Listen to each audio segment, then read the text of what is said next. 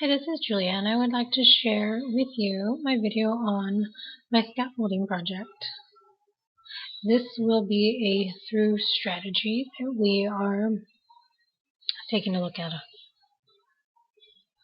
It is for an English language arts class, about 9th grade. This is the ELD objective, and the language level is about intermediate. Okay, class. Go ahead and pull out your books on John Steinbeck's Of Mice and Men that we've been working with. Go ahead and pull those out. We're going to go ahead and review some of the characters that we've been running into in our reading. Okay, go ahead and also pull out your character chart that we've been working on. This is what it should look like with the list of all the characters on one side with the different columns that we are filling in as we go. So we're going to go ahead and get started with the first character. The first character that we come into is Lenny. Lenny is a farm worker, as most of the characters are. He is a big, strong guy, and he has a liking for soft things, which we find out more about in the story. So, who would like to tell me what they have down on their character chart? Go ahead and raise your hand.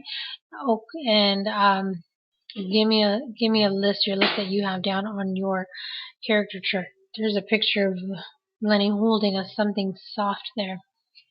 Okay, so let's see, you have big, correct, strong, right, and mentally handicapped. A good way of putting it, okay, right, because he's not quite with it like everyone else.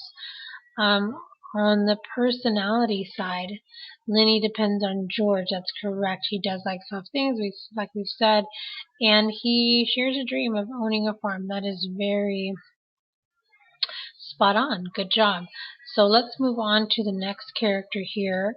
We have George. George is another farm worker, and he's good friends with Lenny. He sticks with them. They stay together. Who has something that they'd like to share? What do you have down on your character chart?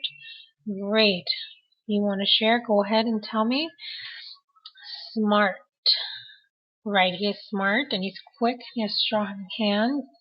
He's not a very big guy. That's correct. And we said he takes care of Lenny, right? Good. And yes, he does own, or actually share a dream of owning that farm. Now remember, everyone, if some of these character traits or any of it comes up that you don't have on your chart, go ahead and fill it out. We want to have these as filled out as possible. Okay, so we're just sharing. So this is an opportunity to get yours filled in, get it completed, or get something that you may have missed. Okay, so moving on to the next character, we have Slim.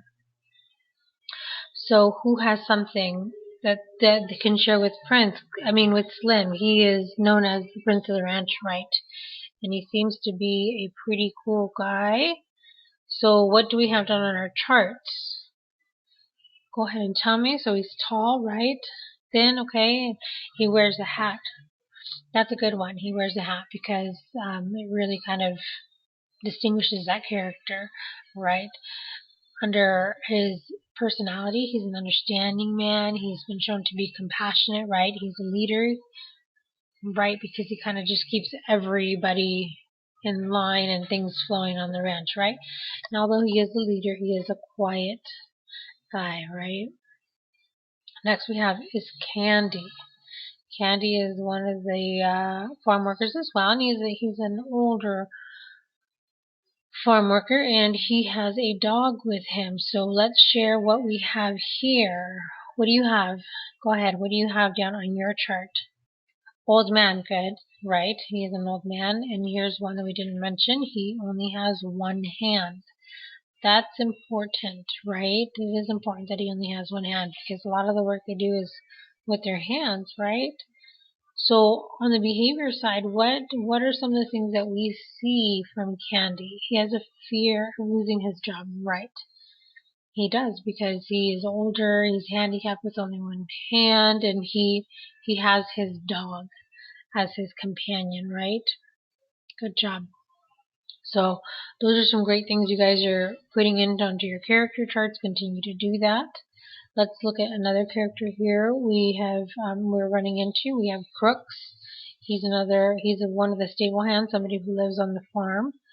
But he's got a little different situation because he has dreams also, but I'm not sure if they're going to get realized because of discrimination.